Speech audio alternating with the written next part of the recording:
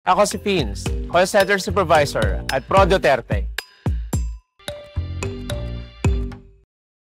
Magandang araw po sa inyo, Senator Kiko. Ako po si Fins, isa po ako sa mga nagtatrabaho sa call center. Yes. Ngayon po sa tagal ko po sa call center, gusto ko po sanang itanong sa seguridad naman po namin, especially kami nagtatrabaho sa gabi. Ano po ang maaari po nating magawa when it comes to our security?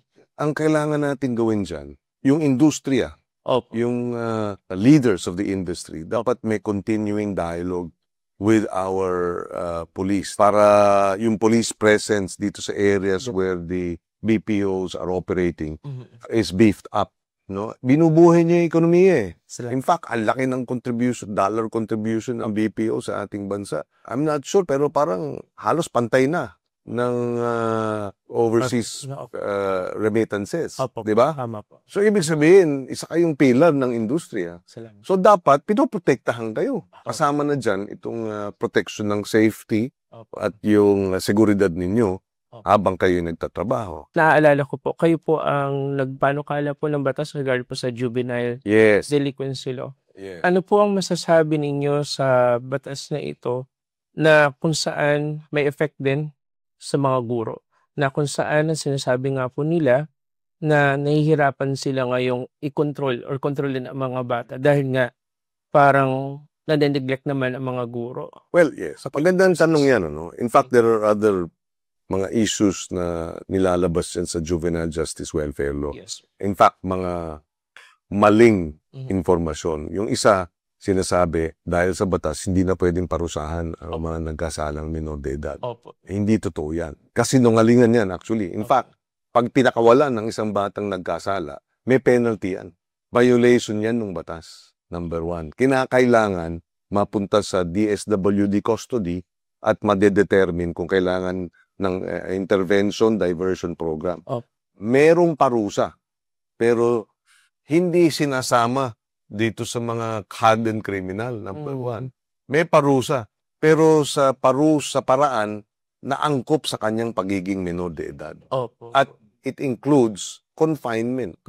So, a minimum, pwedeng 1 year, can be more, pag siya involved sa serious offense. Sa ating mga guro, naintindihan natin. No? In fact, the other ng batas, dapat tinutulungan ng DSWD yung mga biktima ng minor offenders. So, hindi lang yung minor offender ang merong programa.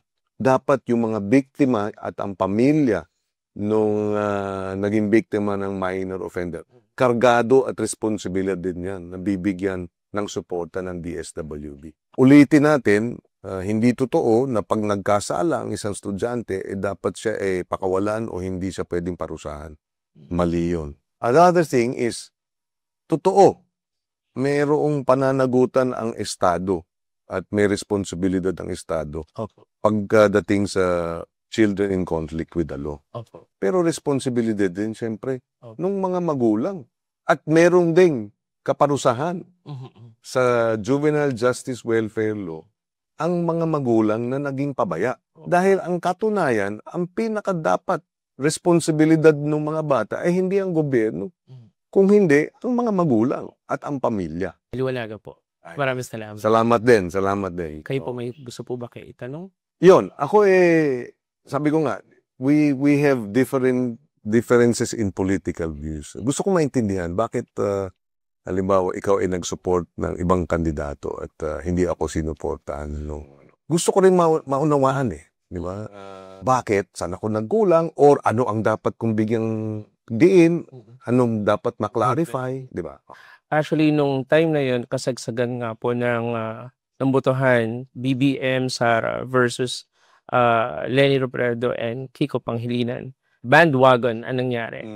May affect dito yung mga kaibigan, mga kamag-anak, na here we are, eto kami, eto yung stand namin. So kami naman, though meron na kami mga research about you, sabi namin, eto maganda yung advocacy mo. Kaya lang, ang problema nga, when it comes to sa mga kamag-anak, kaibigan, nagkaroon na ng peer Peer pressure. Peer. Parang influence. Because of the bandwagon. Yeah, What was happened years back. Well, sabi nga nila, it does not matter saan tayo nanggaling. Ang mahalaga saan tayo papunta. Kung dati iba ang pananaw natin sa bawat isa, ang mahalaga, kung meron ng pagkaunawa moving forward, yun ang mahalaga sa lahat. Tama po. Diba? Ang sa akin nga, at yan ang sinasabi ko rin sa mga nagsusumuport sa atin. Sabi ko, hindi na mahalaga sa ang punto noon. Ang mahalaga kung meron bang pagkakataong magkasundo ngayon, welcome lahat. Dahil isa naman ang gusto nating mangyari sa bansa. Wala ngang kulay ang gutom, di ba? Wala ngang kulay ang politika dapat. Lahat tayo gusto natin ng magandang Pilipinas. Gusto natin mababa ng presyo ng pagkain. Gusto natin secure ang ating mga anak, ang ating pamilya, ang ating mga sarili. Walang politika ron eh. Di ba? So, there is more reason for us nga, sabi nga na magkaisa at magtulungan. Tsaka, ang napag-usapan natin kanina, kung ang politika na lang tungkol sa pag-iinsulto, di ba, pananakot, di ba, pagmumura, paano, ano mangyayari sa atin? Napakahalaga ng ganitong open conversation. Open conversation. Sabi nga ni Pope Francis, in conversations, we can then achieve discernment. And in discernment, we can achieve informed decision-making. Thank you. Diba? Thank you for that's part of why, bakit tayo narito. Mag-usap, magkaroon ng pag-unawa sa isa't isa, at magkaroon ng pagpapasya base sa pag-uunawa ng mga iba't ibang punto de vista. It is an honor. Salamat. Meeting you, sir. Maraming salamat. Salamat.